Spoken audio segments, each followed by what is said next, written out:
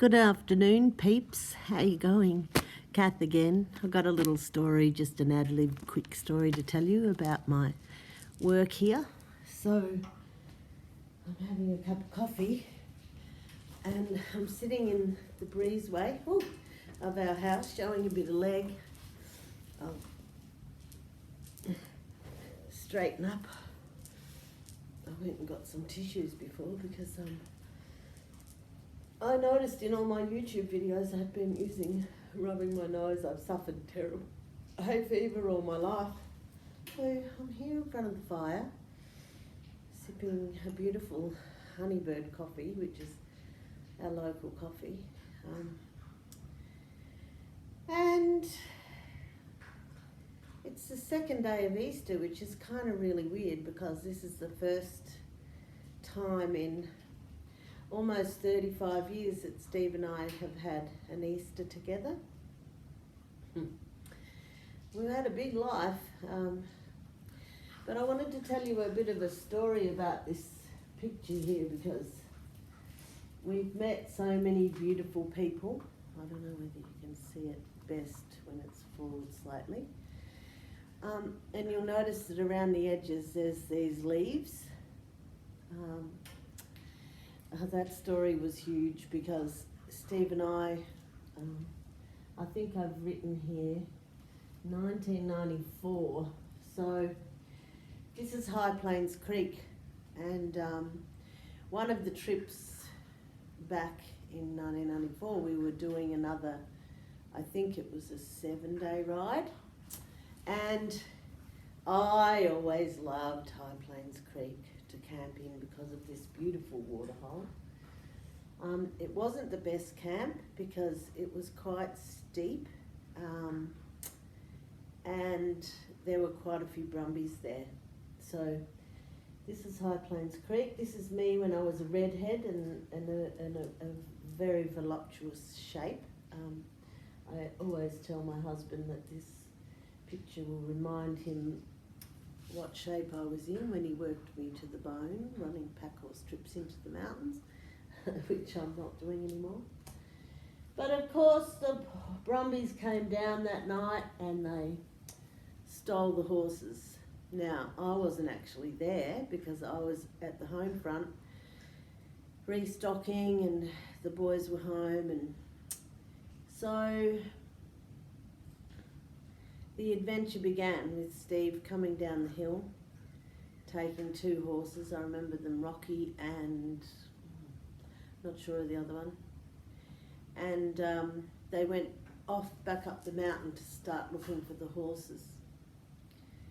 Now, I had to stay home and manage the things from home because we didn't know if we'd have to take a 4-wheel drive in, and that way we'd have to then walk all the way down into High Plains Creek and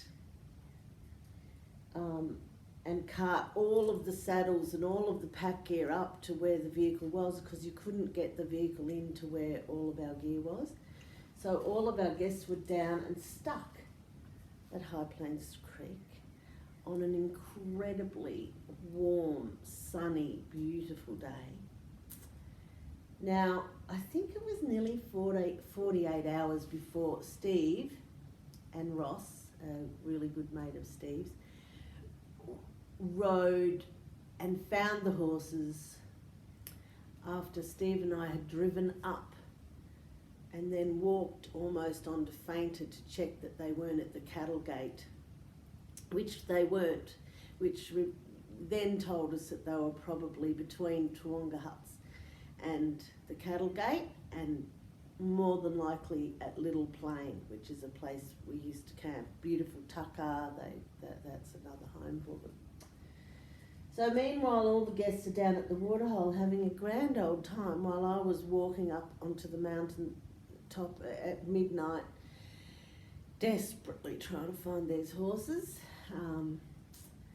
And so came back down, Steve took the horses up, off he went now.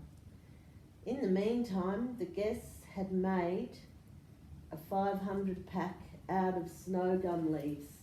Someone had a biro, obviously. The blue wrens hadn't pinched the biro.